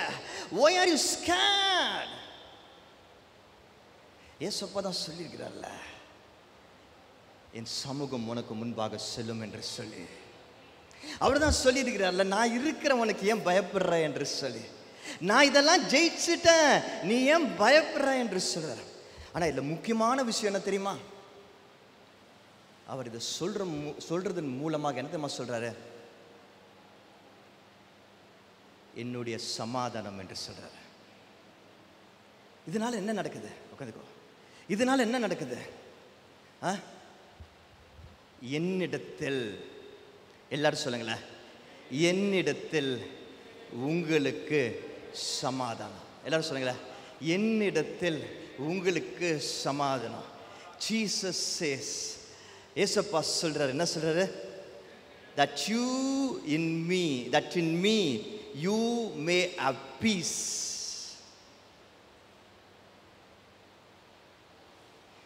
ஏசப்பா சொல்றதுனால, நீ திடன் கொள் என்று சொல்றதுனால, உபத்திரவம் இருக்கு என்று சொல்றதுனால, ஆனா நான் ஜெயித்தேன் என்று சொல்றதுனால, நீ என்னோடு இருக்கிற என்று சொல்றதுனால, அவர் சமாதானம் நமக்குள்ள இருக்கிறது என்பதை உணர்கிறோம். ஹல்லேலூயா. ஐயா, நம்ம போராட்டங்களையும் நம்ம பிரச்சனைகளையும் நம்ம சுற்றி வருகிற காரியங்களையும் நம்ம சண்டை போட்டு கொண்டு எதிர்கொள்ளணும்னு கர்த்தர் சொல்ல வரல. புரியுதா? ஏசப்பா என்கிட்ட சொல்லிட்டாரு, நான் ஜெயிச்சிட்டேன், ஆனால் நான் சண்டை போட்டுட்டு போவேன்னு இல்லை, நான் சமாதானத்தோட போடுவேன். நான் அசைக்கப்படுவதில்லை. எந்த பிரச்சனைகள் வந்தாலும் நான் அசைக்கப்படுவதில்லை, நான் பயப்படுறதில்லை. Because I have peace. Jesus எனக்கு பீஸ் கொடுத்திருக்கிறாரு. இந்த காலை நேரத்தில் இங்கே இருக்கிற ஒவ்வொருத்தரும் புரிந்து கொள்ள வேண்டிய விஷயம் இதுதான். வரப்போகிற வாரம் எப்படி இருக்கும்னு ஏற்கனவே உங்களுக்கு சில அறிகுறிகள் வந்திருக்கலாம். வரப்போகிற மாதம் எப்படி இருக்கும்னு ஏற்கனவே சில அறிகுறிகள் வந்திருக்கலாம். ஏப்ரல் மாதத்துலேயே பட்டையை கழுவுது, மே மாதம் தானே கத்திரின்னுவாங்க. எப்படி இருக்குன்னு உங்களுக்கு ஏற்கனவே அறிகுறி வந்துருக்கலாம். வாழ்க்கை இதோட மோசமாக பயங்கர வெயிலாக இருக்கலாம், பிரச்சனைகள் இதோட பெரிய வெயிலாக இருக்கலாம். But you already know it. ஆனால் அது தெரிகிறதை பார்த்து நீங்கள் பயப்படக்கூடாது. நீங்கள் பயப்படணும்னு அது உங்களுக்கு தெரியப்படுத்தப்படவில்லை. நீங்கள் சமாதானத்தோடு இருக்கணும்னு தெரியப்படுத்தப்படுகிறது. நீ இதுக்குள்ளே போக போகிற, ஆனால் சமாதானத்தோட போ என்று சொல்லி உன்னை ஆயத்தப்படுத்துகிறார் கர்த்தர். God is training you. கர்த்தர் ட்ரெயின் பண்ணுறார். நீ சமாதானத்தோட போ என்று சொல்கிறார். வேகமாக இந்த 3 காரியங்கள் நான் சொல்ல போகிறேன், கவனமாக கேட்டுக்கோங்க. இந்த சமாதானம் உங்களுக்குள்ளே வந்த உடனே, நீங்கள் என்ன செய்வீங்க என்பதை சொல்கிறேன். உங்களால் என்ன செய்ய முடியும் என்பதையும் சொல்கிறேன். இந்த சமாதானம் சாதாரண விஷயம் கிடையாது பாருங்க. இந்த சமாதானம் உங்களை என்ன செய்ய வைக்கும் என்று பார்க்கும் பொழுது ஆச்சரியப்படுவீங்க. முதல் காரியம், இந்த சமாதானம் உங்களை கனெக்ட் பண்ண வைக்கும். என்ன பண்ண வைக்கும்? கனெக்ட் பண்ண வைக்கும். எல்லாரும் சொல்லுங்களேன், கனெக்ட். கனெக்ட் கனெக்ட்னா இங்கிலீஷில் கனெக்ட் என்று சொல்லும்போது என்னது? கனெக்ட் என்னது? இணைப்புன்னு தமிழாக்கம் பண்ணுறாங்க. ஓகே, நம்ம இதை வசனத்தை பார்ப்போம், அது கரெக்டானு பார்ப்போம். கனெக்ட் பண்ண வைக்கும். வாசிங்க 20ஆம் அதிகாரம் 27ஆம் வசனம். சாரி, 21ஆம் அதிகாரம் 20ஆம் வசனத்துலேருந்து 27ஆம் வசனம் வரைக்கும். சாப்டர் 21 தான், 20th வருஷத்துலேருந்து 27th வருஷம் வரைக்கும். அதை அவர்கள் கேட்டு கர்த்தரை மகிமைப்படுத்தினார்கள். பின்பு அவர்கள் அவனை நோக்கி, சகோதரனே, யூதர்களுக்குள் அநேகமாயிரம் பேர் விசுவாசிகளாய் இருக்கிறதை பார்க்கிறீரே. அவர்கள் எல்லோரும் நியாய பிரமாணத்திற்காக வைராக்கியமுள்ளவர்களாய் இருக்கிறார்கள். புறஜாதிகளிடத்தில் இருக்கிற யூதர் எல்லோரும் தங்கள் பிள்ளைகளுக்கு விருத்த சேதனம் பண்ணவும் முறைமையின்படி நடக்கவும் வேண்டியதில்லை என்று நீர் சொல்லி இவ்விதமாக அவர்கள் மோசேயை விட்டு பிரிந்து போகும்படி போதிக்கிறீர் என்று இவர்கள் உம்மை குறித்து கேள்விப்பட்டிருக்கிறார்கள். இப்பொழுது செய்ய வேண்டியது என்ன? இப்பொழுது நீ செய்ய வேண்டியது என்ன? பாருங்க, யாக்கோபு இவருக்கு ஆலோசனை கொடுக்குறாரு. என்ன ஆலோசனை கொடுக்குறாங்க? இந்த மாதிரி இவர்கள் உனக்கு எதிராக பேசுகிறாங்க, இந்த மாதிரி பண்ணுறாங்க, உன்னை வேற ஆளாக பார்க்குறாங்க. அதனால் நீ இப்போ என்ன செய்யணும்னா இந்த சம்பிரதாயத்தை கடைப்பிடிக்கணும் என்று சொல்லி யூத சம்பிரதாயத்தை அவர் செய்ய வைக்கிறத நம்ம பார்க்கிறோம். இதை வாசிக்கும் போது பல நேரங்களில் நமக்கு பல குழப்பங்கள் வரும். என்னடா இவர் ஏசப்பாவை ஏற்றுக்கொண்டாரு, ஏசப்பாவை பிரசங்கம் பண்ணுறாரு, ஏசப்போட ரத்தம் நம்மளை பரிசுத்தமாக்குது, எல்லாத்தையும் மாற்றுதுன்னு சொல்கிறாரு. ஆனால் இவர் போய் இப்போ யூதர்களுடைய பியூரிஃபிகேஷன் காரியங்களை செய்கிறாரு, சுத்திகரிப்பின் காரியத்தில் ஈடுபட்டு கொண்டிருக்கிறாரு. இது சரியா என்று சொல்லி உங்களுக்கு ஒரு குழப்பம் வரலாம். நல்லா கவனிச்சுக்கோங்க. ஆனால் ஒரு விஷயத்தை உங்களுக்கு இங்கே தெளிவுபடுத்த ஆசைப்படுறேன். இந்த விஷயத்தில் நீங்கள் ஊழியக்காரர்களாக இந்த கேள்விகள் உங்களுக்கு அடிக்கடி வரும். வேறு மதங்களிலிருந்து வந்தவங்களாகவும் உங்களுக்கு இந்த கேள்விகள் வரும். நான் இதை தெளிவுபடுத்த ஆசைப்படுறேன். நல்லா கவனிங்க. இந்த இடத்துல பவுல் செய்தது வேறு அந்நிய தேவர்களை வணங்குகிற ஆராதிக்கிற காரியம் கிடையாது. ஒரு கலாச்சாரத்தின் காரியம், cultural thing, very cultural thing. அவங்க யூத மக்களுக்கு பாருங்க, அவங்களுக்கு அவங்களுடைய அந்த மோசஸோட லா தான் கலாச்சாரம், அதான் அவங்களோட கல்ச்சர், அவங்களோட வாழ்க்கை அதுதான். அவங்களுக்கு கலாச்சாரம் வேற இல்லை, அவங்களுடைய அந்த பின்பற்றுகிற வேதங்கள் வேற இல்லை. அதனால் பவுல் அங்கே செஞ்சது யாவைக்கு சம்பந்தமான சில கலாச்சாரமான காரியம். இன்றைக்கு நாம் நம் கலாச்சாரத்தை விட்டு கொடுக்க வேண்டும் என்று எந்த வேத வசனமும் சொல்லலை. நம்ம உள்ள எப்படி இருக்கிறோன்றது தான் முக்கியம். வெளியே போடுற உட மேட்ரு கிடையாது. கோட்டு போடுற தப்புன்னு சொல்ல, கோட்டு போடுறது கரெக்டுன்னு சொல்ல. உங்களுக்கு என்ன பிடிச்சிருக்கிறோ, என்ன வசதியாக இருக்கோ அதை பண்ணுங்க. ஆனால் அது அடையாளம் கிடையாது. உங்கள் கலாச்சாரம் வேறு. உங்களுக்கு என்ன கலாச்சாரம் என்பதை பாருங்கள். நான் எப்போதும் ஆடைகளை குறித்து சொல்லும் பொழுது எனக்கு இருக்கிற தெளிவு, நான் உணர்ந்திருக்கிற காரியம் இதுதான் பாருங்கள். இங்கே நம்ம ஒரு சாரி தான் ரொம்ப பெஸ்ட் ட்ரெஸ் என்று நினைக்கிறோம். Correct, sorry is a good very traditional dress. ஆனால் இதே சாரியை கட்டிட்டு யூஎஸில் போக முடியாது, அங்கே ஒரு ஆலயத்துக்குள்ளே போக முடியாது. அவங்களுக்கு அது வந்து இட் லுக் வெரி பேட். அதே மாதிரி அவங்க போட்டுக்கிற உடைகளை போட்டுட்டு இங்கே அவங்க வர முடியாது. நம்ம எல்லாரும் டக்குன்னு எல்லாரும் திரும்பி பார்ப்போம். ஸோ உடை என்பது, கலாச்சாரம் என்பது அந்த இடத்தோடு கூட அந்த இடத்திற்கு மதிப்பு கொடுக்கிற, அந்த இடத்துல டிஸ்டர்பன்ஸ் உண்டு பண்ணாத, மற்றவர்களை டிஸ்டர்ப் பண்ணாத ஒரு உடையாக இருக்கணும். அதை பைபிள் ரொம்ப அழகாக சொல்லி முடிச்சாங்க. மாடஸ்டாக ட்ரெஸ் பண்ணுட்டாங்க. எந்தவித ஆபாசமும் இல்லாமல் மற்றவர்களை அட்ராக்ட் பண்ணுறதுக்கோ டிஸ்ட்ராக்ட் பண்ணுறதுக்கோ ட்ரெஸ் பண்ணக்கூடாது. Dressing should be very modest, மதிப்பு கொடுக்கிற, மரியாதை கொடுக்கிற விதத்தில் ப்ரெசன்டபிளாக, கர்த்தரை செலிப்ரேட் பண்ணுறதுக்கு அதுக்குன்னு சோர்ந்து போய் அழுக்கு பிடிச்ச ட்ரெஸ்லாம் போடக்கூடாது. அயன் பண்ணாமல் ஆண்டோட பிள்ளைங்க போய் நிற்கும் பொழுது பெஸ்ட்டாக நிற்கணும், வெல் ட்ரெஸ்டாக இருக்கணும். சபைக்கு அப்படி வரணும். நம்ம ஆண்டோட காரியங்களை செய்யும்போது அப்படி இருக்கணும். பட் நல்லா கவனிச்சுக்கோங்க, கலாச்சாரம் வேறு. உங்களுடைய பழக்க வழக்கங்கள், உங்களுடைய வீட்டின் பேச்சு வழக்கு, நீங்கள் சாப்பிடுகிற உணவு, அது உங்கள் கலாச்சாரம், உங்கள் குடும்பத்தின் கலாச்சாரம். ஆனால் நீங்கள் எந்த கலாச்சாரத்தை பின்பற்றினாலும் அதில் தேவனையும் மகிமைப்படுத்த வேண்டும். நீங்கள் பின்பற்றுகிற கலாச்சாரம், நீங்கள் செய்கிற விஷயம், நீங்கள் செய்கிற ஒவ்வொரு விஷயமும் ஜீசஸை மகிமைப்படுத்துகிற மாதிரி இருக்குதான்றதை மட்டும் பார்த்துக்கோங்க. You have to be very clear about it. இயேசுவை மகிமைப்படுத்துகிறதா இருக்கா? வசனங்களுக்கு புறம்பாக இருக்கக்கூடாது, அதில் ஜாக்கிரதையாக இருக்கணும். You will have to exhibit the values of Jesus. இயேசுவோட வசனத்தை வெளிப்படுத்தணும், அதில் ரொம்ப தெளிவாக இருக்கணும். பவுல் என்ன செய்கிறாரு? கலாச்சாரத்தோட கனெக்டாக ரெடியாக இருக்கிறார். He was able to ready to connect. நல்லா புரிஞ்சு, connect. He was ready to connect. Pavul இன்னொரு இடத்துல சொல்கிறேன்னா எப்படி இருக்கிறேன்? யூதனுக்கு, ரோமருக்கு, he was able to connect. He wanted to connect with people. இன்னொரு இடத்துல பவுல் சொல்கிறார், என்ன சொல்கிறாருன்னா, என்னோட மக்கள் யூதர்கள் இயேசு கிறிஸ்துவை ஏற்றுக்கொள்வதற்காக என்னோட ரட்சிப்பை கூட நான் விடுறதுக்கு ரெடியாக இருக்கிறேன்னு சொல்கிற அளவுக்கு போகிறாரு. He was waiting for an opportunity to connect with these people. Connecting was important.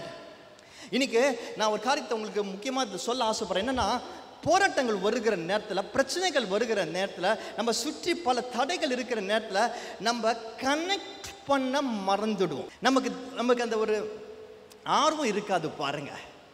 நமக்கு சபைக்கு போகிறதுக்கு ஆர்வம் இருக்காது, ஊழியம் செய்ய ஆர்வம் இருக்காது, யார்கிட்டையும் பேச ஆர்வம் இருக்காது, பிள்ளைங்களோட உட்காந்து பேச ஆர்வம் இருக்காது, குடும்பத்தில் யார்கிட்டையும் பேச ஆர்வம் இருக்காது. சிலரை பிடிக்கவே பிடிக்காது. அவங்கள பார்த்தா நம்மளுக்கு கோவம் வரும், அவங்கள பார்த்தா எரிச்சலாக இருக்கும். இவங்களால தான் இப்படி, அவங்களால தான் இப்படிலாம் சொல்லிக்கிட்டு சுற்றிக்கிட்டு இருப்போம். இதனால தான் நம்மளால் வாழ்க்கையில் கர்த்தர் நமக்கு வச்சிருக்கிற ஜெயத்தை அனுபவிக்க முடியல. போராட்டம் வரும்பொழுது பிசாசு நம்மளை ஐசோலேட் பண்ணுவான், கனெக்ட் பண்ண விட மாட்டான், பீப்புளோட கனெக்ட் பண்ண விட மாட்டான். நம்ம பல தடைகளை வச்சுப்போம், பவுண்டரிஸ் வச்சுப்போம். நம்ம மனசுக்குள்ள ஒரு பெரிய போராட்டம் இருக்கும். யார் கூட பேச, யார் கூட பேசக்கூடாது, பிடிக்காது, ஒரு வெறுப்பு, தனிமை இருக்கும். That is absolutely wrong. Sign of failure. ஆனால் இந்த சமாதானத்தை இயேசுப்பா கொடுக்குறாருல, அந்த சமாதானம் நமக்குள்ளே இருக்கும் பொழுது, அந்த சமாதானம் நமக்குள்ளே தங்கி இருக்கும் பொழுது, இயேசுப்பா சொன்ன அந்த யோவான் 16:37-33 நமக்குள்ளே முழுசாக நம்ம தரித்து கொண்டிருக்கும் பொழுது, நான் உபத்திரம் இருக்கு, அவர் ஜெயித்தாரு, இதை முன்கூட்டியே சொல்லியிருக்கிறாரு, அதனால எனக்கு சமாதானம் இருக்கு, நான் கவலைப்பட மாட்டேன். I am ready to connect with every one. நான் எனக்காக வைத்திருக்கிற அந்த நாளை முழுசாக நான் பயன்படுத்துவேன். I will not vengeance. எனக்கு பழி வாங்குற எண்ணம் இருக்காது, எனக்கு கோபங்கள் இருக்காது. நான் இவங்க கூட சேர்ந்து வேலை செய்ய மாட்டேன், அவங்க கூட சேர்ந்து ஊழியம் செய்ய மாட்டேன், இவங்களோட நான் பேச மாட்டேன், இவங்க கூட எனக்கு பேச பிடிக்கல, இதை எனக்கு செய்ய பிடிக்கல, எனக்கு அங்கே போக பிடிக்கல, எனக்கு வர பிடிக்கல, இதெல்லாம் நான் சொல்ல மாட்டேன். எல்லாத்தையும் தாண்டி நான் இன்னைக்கு என்ன செய்யணுமோ அதை நான் செய்ய ரெடியா இருக்கிற ஆண்டவரே என்று சொல்வேன். இந்த சமாதானம் இருக்கிறவங்க பார்த்தீங்கன்னா அவங்க கூட ஒரு எனர்ஜி இருக்கும், பார்த்துருக்கிறீங்களா? அவங்க கூட எப்போதும் சிரிப்பு இருக்கும், பார்த்துருக்கிறீங்களா? அவங்க கூட சந்தோஷம் இருக்கும், பார்த்துருக்கிறீங்களா? அவங்கள சுற்றி எப்பொழுதும் ஒரு கூட்டம் இருக்கும், பார்த்துருக்கிறீங்களா? ஐயா நல்லா கவனிச்சுக்கோங்க. உங்ககிட்ட பேசுறதுக்கு எல்லாம் தயங்குறாங்கன்னா, உங்ககிட்ட சில சீசனில் நீங்கள் பார்க்குறீங்க, உங்கள் பக்கத்தில் வரவே யோசிக்கிறாங்கன்னா, கொஞ்ச நாள் நீங்கள் தனிமையாக இருக்கிறது யோசிக்கிறீங்கன்னா, நீங்கள் உங்களே அனலைஸ் பண்ணணும், மற்றவங்கள இல்லை, உங்களை அனலைஸ் பண்ணணும். உங்ககிட்ட ஏதோ சரியில்லை, உங்களை பார்த்தாலே ஒரு பேட் வைப்ஸ் இருக்கு, something is not right in you, உங்களுக்குள்ள சமாதானம் இல்லைன்னு அர்த்தம். இந்த யோவான் 16:33 நீங்க சரியா தரித்து கொள்ளலன்னு அர்த்தம். நீங்க ஏதோ ஒரு சிக்னல் வெளியே கொடுக்குறீங்க. உங்களை சுத்தி இருக்கிறவங்களுக்கு ஒரு சிக்னல் உங்ககிட்ட இருந்து புறப்பட்டு போகுது. The signal which is going outside you, warning people. உங்களை சுத்தி இருக்கிறவங்களுக்கு அந்த சிக்னல் போகுது, பக்கத்துல போவாத, ஷாக் அடிக்கும். That's why you're secluded. That's why nobody is able to connect with people. நான் சொல்றேன், பெரிய ஆசீர்வாதம் என்ன தெரியுமா? எந்த மதமா இருந்தாலும், எந்த பாஷை பேசுறவங்களா இருந்தாலும், எந்த தேசமாக இருந்தாலும், எல்லா பீப்புளோட கனெக்ட் பண்ற தைரியத்தை கர்த்தர் நமக்கு கொடுத்திருக்கிறாரியா. நான் வளர்ந்து வர சமயத்தில் எனக்கு ஒரு பெரிய பிரச்சனை இருந்தது. இங்கிலீஷ் பேசுறவங்களை பார்த்தாலே பயமா இருக்கும். ஏன்னா அவங்ககிட்ட பேசணும்னா ஃபஸ்ட்டு 10 வாட்டி நான் என் மனசுக்குள்ள சொல்லி பார்த்துக்கணும் நான் பேச வேண்டிய விஷயத்தை. அவ்வாறு யூவை 10 வாட்டி நான் சொல்லி பார்த்துப்பேன், கரெக்டாக ப்ரொனவுன்ஸ் பண்ணுறேன்னா, கரெக்டாக அதை சொல்கிறேன் நான். ஏன்னா எனக்குள்ள ஒரு தடை, I'm scared to speak to a English speaking person. ஆனால் இன்னைக்கு இந்த சத்தியங்கள் எனக்கு புரிஞ்ச பிறகு, அது எந்த தேசமாக இருந்தாலும் எனக்கு அந்த பயமே இல்லை. I'm able to connect. அவங்க பாஷை புரியாட்டி கூட தடுமாறி என்னால் பேச முடியும். ஏன்னா எனக்குள்ள கனெக்ட் பண்ணுகிற அந்த விசேஷத்தை கிருபையை கர்த்தர் கொடுத்திருக்கிறாரு. என்னால் யார் என் கூட சண்டை போடுறவங்க கூட என்னால் பேச முடியும். என்னை பற்றி பின்னாடி பேசுகிறாங்க தெரியுமா, எனக்கு தெரியும் என்னை பற்றி பின்னாடி பேசுகிறாங்கன்னு. அவங்கக்கிட்டே என்னால் பிரைஸ் தி லார்ட், ஸ்தோத்திரம், உங்களுக்காக ஜெபிக்கிறேன் என்று சொல்லி உண்மையாக மனசு நாளத்துலேருந்து என்னால் ஜெபிக்க முடியும். அவங்களுக்கு ஜெபிக்கும் பொழுது எனக்கு மனசில் கொஞ்சம் கூட, ஆனால் அவங்க என்னெல்லாம் பேசுனாங்கன்னு எனக்கு தெளிவாக தெரியும், எனக்கு கிளியராக தெரியும். ஆனாலும் அவங்களுக்கு ஜெபிக்கணும்னு நினைக்கும் பொழுது என்னால் மனசில் எந்த வித எண்ணமும் இல்லாமல் அவங்களுக்காக அவங்கள ஆசீர்வதித்து அவங்களுடைய வேண்டுதலுக்காக தேவனிடத்தில் வேண்ட முடியும். Because I have this gift of connecting. இந்த கிஃப்ட் ஆஃப் கனெக்டிங் எங்கேருந்து தெரியுமா வந்துச்சு? இந்த 16:33 வந்துச்சு. எனக்கு தெரியும் சில உபத்திரவங்களை மனுஷங்களை சொல்ல தப்பாக நினச்சிக்காதீங்க. சில உபத்திரவங்களை சந்திப்பேன், ஆனால் அதெல்லாம் ஜெயித்த நேசு இருக்கிறாரு. அவர் என்கிட்ட முன்கூட்டியே சொல்லிட்டாரு, நீ சந்திக்கணும், ஆனால் நான் இருக்கிறேன். அது எனக்கு சமாதானத்தை கொடுக்குது. அந்த சமாதானம் என்னால் எல்லாருக்கூடையும் கனெக்ட் பண்ண முடியுது. எல்லா விஷயத்தையும் என்னால் கனெக்ட் பண்ண முடியுது. எல்லா காரியங்களும் என்னால் கனெக்ட் பண்ண முடியுது. எங்கே ஊழியத்துக்கு கூப்பிட்டாலும் போக முடியுது. நான் இந்த மாதிரி இடத்துக்கு தான் வருவேன், அந்த மாதிரி இடத்துக்கு தான் வருவேன், இந்த வசதி இருந்தால் தான் வருவேன், அந்த வசதி தான் வருவேன், இப்படி தான் வருவேன், அப்படி தான் வரேன். எப்படி இருந்தாலும் எனக்கு கர்த்தர் கொடுத்துருக்க ஊழியத்தை என்னால் எது செஞ்சாலும் நின்று செய்ய முடியுதா.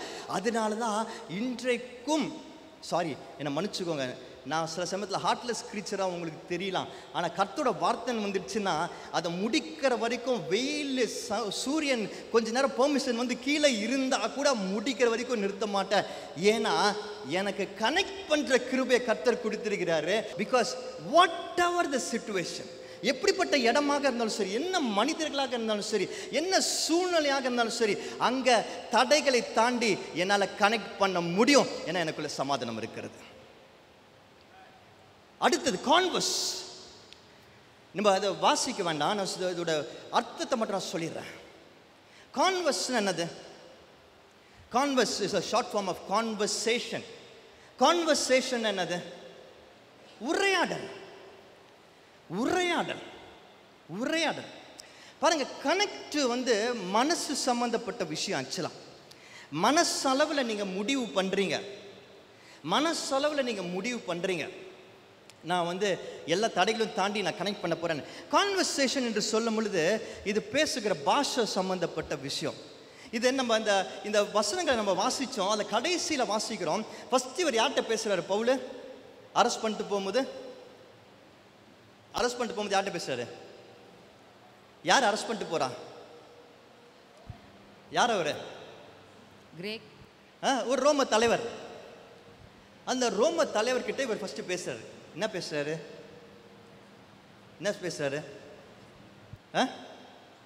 நான் உம்முடனே ஒரு வார்த்தை பேசலாமா? நான் உம்முடனே ஒரு வார்த்தை பேசலாமா? நல்லா யோசித்து பாருங்க. அடிச்சு நொறுக்கி இருக்கிறாங்க இவரை, கூட்டமாக சேர்ந்து அடிச்சு நொறுக்கி பயம் புறுத்தி வச்சிருக்கிறாங்க. அவரை இப்போ அரெஸ்ட் பண்ணிட்டு போகிறாங்க. ஆனால் அப்பவும் எவ்வளோ பீஸ் அவருக்குள்ளே இருந்தா, எவ்வளோ சமாதானம் அவருக்குள்ளே இருந்தா இவரால் தைரியமாக சொல்ல முடியுது. அவர்கிட்ட போயிட்டு கம்போஸ்டாக அவர்கிட்ட சொல்ல முடியுது, நான் அவங்ககிட்ட ஒரு வார்த்தை பேசலாமா? அவ்வளோ பீஸ் அவருக்குள்ள இருக்குது. ஆனால் இன்றைக்கி உங்களுக்கு காட்ட ஆசைப்படுற விஷயம் என்னன்னா, இவர் பேசணுன்னு அவர் ஆச்சரியப்படுறாரு. ஏன் ஆச்சரியப்படுறாரு? கிரேக்க மொழியில பேசினாரு. எப்படி பேசினாரு? அந்த ரோம படைத்தலைவரோட மொழியில பேசினாரு. இந்த ரோம படைத்தலைவருக்கு ஆச்சரியமாயிடுச்சு. உனக்கு கிரேக்க மொழி தெரியுமா என்று கேட்கிறாரு. என்ன, உனக்கு கிரேக்க மொழி தெரியுமா என்று சொல்லி கேட்கிறாரு. சரி போகட்டும். அதுக்கப்புறம் எழுந்து நின்று பேசுறாரு. கடைசியில் 40ஆம் வசனம் என்ன பேசுறாரு? உத்தரவான பொழுது பவுல் படிகளின் மேல் நின்று ஜனங்களை பார்த்து கையமர்த்தினான். மிகுந்த அமைதல் உண்டாயிற்று. அப்பொழுது அவன் எபிரேய பாஷையில் பேசத் தொடங்கினார். அப்படியே 22க்கு வாங்க வேகமா. 1-2 வசனம். சகோதரரே, பிதாக்கள், நான் இப்பொழுது உங்களுக்கு சொல்ல போகிற நியாயங்களுக்கு செவி கொடுப்பீர்களாக என்றான். அவன் எபிரேய பாஷையிலே தங்களுடனே பேசுகிறதை அவர்கள் கேட்ட பொழுது அதிக அமைதலானார்கள். கிரேக்க பாஷையில் ரோம படைத்தலைவர்கிட்ட பேசும்பொழுது அவர் ஆச்சரியப்பட்டாரு. எபிரேய பாஷையில் இவங்க யூதர்கிட்ட பேசும்போது அதிக அமைதலானாங்க. பாருங்க, யார் இவர்கள்? கொஞ்ச நேரத்துக்கு முன்னாடி இவர் அடிச்சு இவரை பற்றி தப்பாக பேசினவங்க இப்போ அதிக அமைதலானாங்க. 2 பாஷை பவுல் பேசுகிறத பார்க்கிறோம். கிரேக்க பாஷையில் பேசுறாரு, எபிரேய பாஷையில் பேசுறாரு.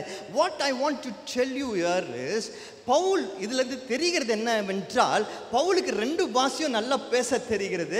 எதிரே இருந்து அந்த பாஷை பேசுகிறவங்க கேட்கும் பொழுது அவங்களுக்கும் நல்லா புரிகிறது, அது தெரிகிறது. ஆனால் அது மேலே ஒரு விஷயத்தை நான் சொல்ல ஆசைப்படுறேன். அது என்னவென்றால், பவுலால இப்படியாக அவர்களுக்கு புரிகிற பாஷையில் பேசுகிற திறமை இருந்தது. பல நேரங்களில் நம்ம பிரச்சனைகளை சந்திக்கும் பொழுது, போராட்டங்களை சந்திக்கும் பொழுது, சந்திக்கிற காரியத்திற்கு நம்ம என்ன பேசணுமோ, அந்த இடத்துல என்ன பேசணுமோ அது நமக்கு தெரிய மாட்டேங்குது. அதை பேச மாட்டோம். இன்னும் பிரச்சனையை அதிகப்படுத்துகிற காரியங்களை தான் பேசுவோம். நல்லா கவனிச்சுக்கோங்க. ஆண்டவர் அவருக்குள்ள சமாதானத்தோடு இருக்கிறவங்களுக்கு, இந்த சமாதானத்தை உணர்ந்தவங்களுக்கு கிஃப்ட் ஆஃப் கம்யூனிகேஷன் கொடுக்கிறாரு. எப்படி? கிஃப்ட் ஆஃப் கம்யூனிகேஷன், பேசுகிற திறமையை கர்த்தர் கொடுக்கிறாரு. நான் அதை சொல்லும் போது என்ன பெரிய பேசுகிற திறமை நீங்கள் நினைக்கலாம். ஆனால் நம்ம பேச்சு பல நேரங்களில் நமக்கே வீச்சாக மாறி விடுகிறது. It works against us most of the time. என்ன பேசுகிறோன்னு நமக்கு தெரிய மாட்டேங்குது. எங்க என்ன பேசணும்னு நமக்கு தெரிய மாட்டேங்குது. எப்போ எதை பேசணும்னு நமக்கு தெரிய மாட்டேங்குது. போராட்டங்கள் வரும் பொழுது முதல் விஷயம் கனெக்ட் பண்ணுகிற ஒரு ஸ்பெஷல் ஸ்கில் ஆண்டவர் கொடுக்கிறாரு நமக்கு, எல்லா தடைகளையும் தாண்டி. 2வது, சரியான வார்த்தைகளை, அங்கே பேச வேண்டிய விஷயங்களை பேசுகிற ஒரு பெரிய ஆசீர்வாதத்தை கொடுக்கிறாரு. நான் சொல்கிறேன், நீங்கள் எழுதி வச்சுக்கோங்க. இதை நீங்கள் எவ்வளோ சீரியஸாக எடுத்துக்கிறீங்கன்னு தெரியாது. ஆனால் எங்க எப்படி பேசணும்னு நீங்க கத்துக்கிட்டீங்கன்னா வாழ்க்கையில் நீங்க ஜெயிச்ச மாதிரி. You need to know how to speak well. கரெக்டான விஷயங்களை எங்கே நம்ம விளையாடணும், எங்கே சீரியஸாக இருக்கணும், எங்கே எந்த காரியங்களை குறித்து பேசணும், எந்த இடத்துல யார்கிட்ட என்ன பேசணும் என்று சொல்லி தெரிகிற ஞானம் நம்மளுக்கு வந்துடுச்சுன்னா நம்ம ஜெயிக்கிறது ரொம்ப ஈஸி. தப்பான வழியில் இல்லை, சரியான வழியில். அப்படி நம்ம பேசுகிறவர்களாக இருந்தோம்னா பல பிரச்சனைகள் தானாக காணாமல் போயிடும், தானாக அமைதலாயிடும், மிகுந்த அமைதலாயிடும். ரோம தலைவரே சொல்லுவார்ப்பா, நீ போய் பேசுப்பா அப்படின்னு சொல்லுவார். Will get more opportunities to speak, more opportunities to bring piece. இது கர்த்தர் நம்ம கொடுக்குற ஒரு பெரிய ஆசீர்வாதம். கடைசியாக கரேஜ். வேகமாக 22ஆம் அதிகாரம் 22, 21ஆம் வசனம், 22ஆம் வசனம். அதற்கு அவர், நீ போ, நான் உன்னை தூரமாய் புறஜாதிகளிடத்திலே அனுப்புவேன் என்று சொன்னார் என்றான். இந்த வார்த்தை வரைக்கும் அவனுக்கு செவி கொடுத்தார்கள். பின்பு இப்படிப்பட்டவனை பூமியிலிருந்து அகற்ற வேண்டும், இவன் உயிரோடு இருக்கிறது நியாயமல்ல என்று மிகுந்த சத்தமிட்டு சொன்னார்கள். நல்லா கவனிச்சுக்கோங்க. யார்கிட்ட பேசிட்டு இருக்கிறாரு பவுல்? யார்கிட்ட பேசிட்டு இருக்கிறாரு? யார்கிட்ட எஞ்சி பேச ஆரம்பிச்சார்? 21ஆம் அதிகாரத்தில் கடைசியில் யூத மக்கள் யார் அடிக்க வந்தாங்களோ அவர்கள்கிட்ட எபிரேய பாஷையில் பேச ஆரம்பிச்சாரு. பேச ஆரம்பிச்ச உடனே என்னாச்சு? எல்லாரும் அமைதியாயிட்டாங்க, எல்லாரும் கம்ப்ளீட் சைலன்ஸ்.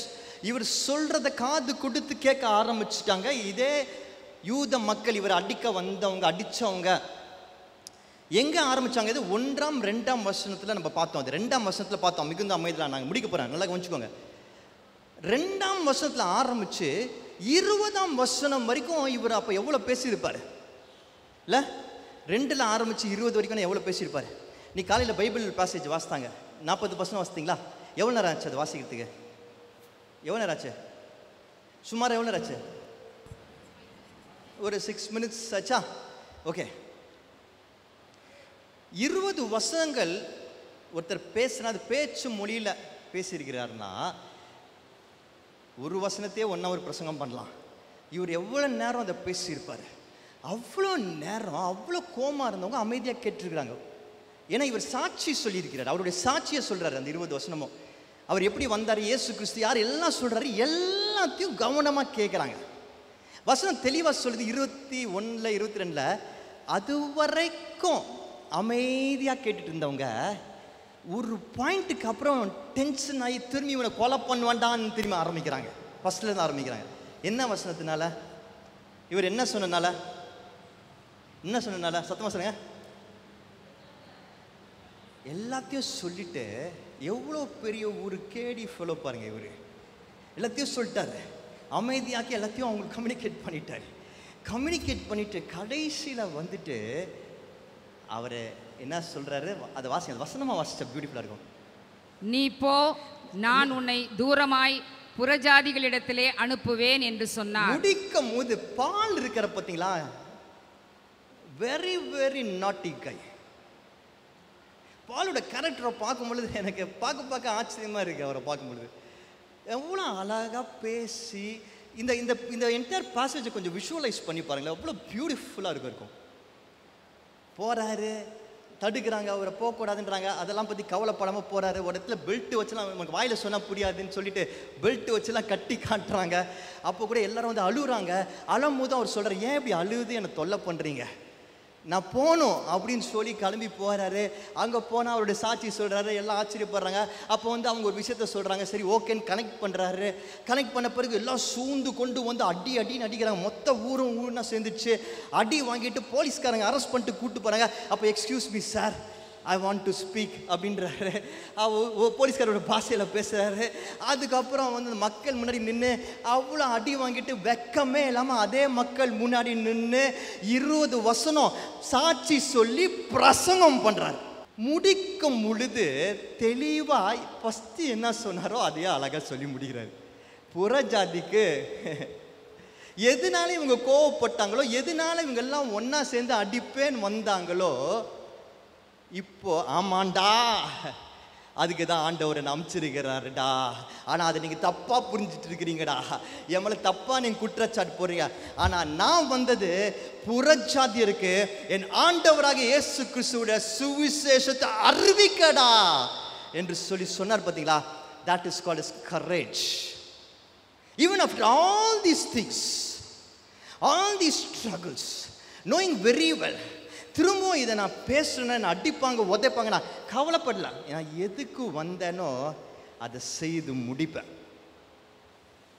அந்த தைரியத்தை கொடுக்கிறது அந்த பீஸ். யோவான் 16ஆம் அதிகாரத்தில் 33ஆம் வசனத்தில் நம்ம பார்த்த அந்த சமாதானம் தான் இதை நமக்கு கொடுக்கிறது. இந்த வசனத்தை நம்ம ஒவ்வொருத்தரும் சொந்தமாக்கி கொண்டோன்னா, முழுமையாக உணர்ந்து கொண்டோம் என்றால், வாழ்க்கையில் என்ன சேலஞ்ச் வந்தாலும் நான் சொல்கிறேன், ஜஸ்ட் மார்க் மை வேர்ட், இன்னைக்கு மட்டும் நீங்கள் இந்த வசனத்தை ப்ராசஸ் பண்ணிங்கன்னா. ஆனால் நான் ஒரு விஷயத்தை நினைக்கிறேன், நான் எப்போதுமே யோசிப்பேன், ஏசப்பா எதை செஞ்சாலும் எதை அனுமதித்தாலும் அது ஒரு நன்மைக்கு எதுவான காரியமாக இருக்குன்றத ரொம்ப ஸ்ட்ராங் பிலீவர்னா. நிறைய எக்ஸாம்பிள்ஸ் என் லைஃப்பில் இருக்குது. அதுக்கு இன்னைக்கு இவ்வளோ சுடன்னு கால் எந்திரிக்கும் போது கூட யோசித்து, ஆண்டவரே ஒரு நாலாவது ஒரு மலையை போட வேண்டியது தானே ஆண்டவரே அப்படின்னு சொல்லி, ஏன் இப்படி பண்ணுறீங்க, அதுவும் 4வது வாரம் போய் நிற்கும் பொழுது தான் நல்லா சுட ஆகுறீங்க அப்படின்னு சொல்லி காலில் கூட நினச்சேன். ஆனால் நான் விசுவாசிக்கிறேன், ஆண்டவர் வந்து எல்லாத்துலேயுமே ஒரு திட்டம் வச்சிருக்கிறார். இவ்வளோ கடினமான ஒரு லேபில் உட்கார வச்சு, நம்மளை இல்லை லேபு மாதிரி தான் இருக்குது, லேபில் உட்கார வச்சு இவ்வளோ கடினமான கெமிக்கல் ஃபார்முலாவெல்லாம் நம்மளுக்கு கொடுத்து, இதுதான் உனக்கு ஃபார்முலா H+O+2 என்னது அது, H2O, ஏதாவது ஒரு ஃபார்முலா சொல்லுங்களேன் யாராவது. H+, நான் அது ஏதோ ஈஸியாக வரும்னு சொன்னேன், ஏதாவது டஃப்பாக ஏதோ ஒரு ஃபார்முலா சொல்லுங்கள். ஏதாவது ஒரு டஃப்பாக அவருக்கு யாரும் கெமிஸ்ட்ரி எல்லாம் இல்லையா இங்கே யாரும்? சி, அதுக்கு நீ இவ்வளோ கஷ்டமாவா? C6H12 எல்லாரும் சொல்கிறீங்களா? C6 சொல்லுங்கள். C6H12O6 is equal to OS, glucose. இப்போ குளுக்கோஸ் உங்களுக்கு தேவைன்றீங்களா? இவ்வளோ நேரம் உட்காந்ததுக்கு இஸ் ஈக்குவல் டு குளுக்கோஸா ஃபார்முலா. ஆனால் அதோட ஒரு பெரிய ஃபார்முலா இன்றைக்கு கர்த்தர் நமக்கு கொடுத்துருக்கிறாரு. என்ன ஃபார்முலா தெரியுமா? அது என்ன formula?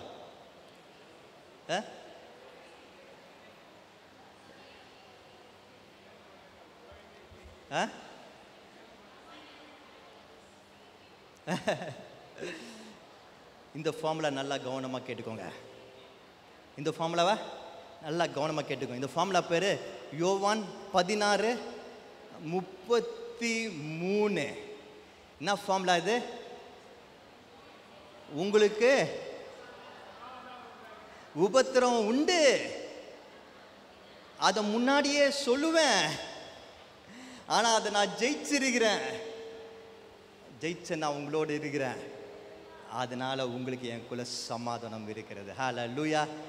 and that is equal to C3. ஜெபிப்போம். ஸ்தோத்திரம் ஆண்டவரே. அப்பா நன்றி செலுத்துகிறோம் ஆண்டவரே.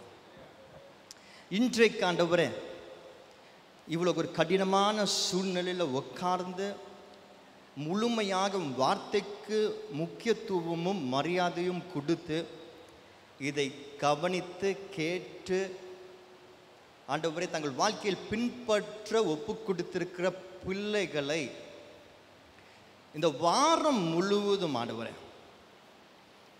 இந்த ஃபார்முலாவில் பார்த்த அந்த ரிசல்ட்ஸ் அனுபவிக்க கர்த்தர் ஆசீர்வதிப்பதற்காக நன்றி செலுத்துகிறேன். This is the word of God and this will not fail. இது சத்தியம், சத்தியம் ஒருபொழுதும் பொய்யாகாது.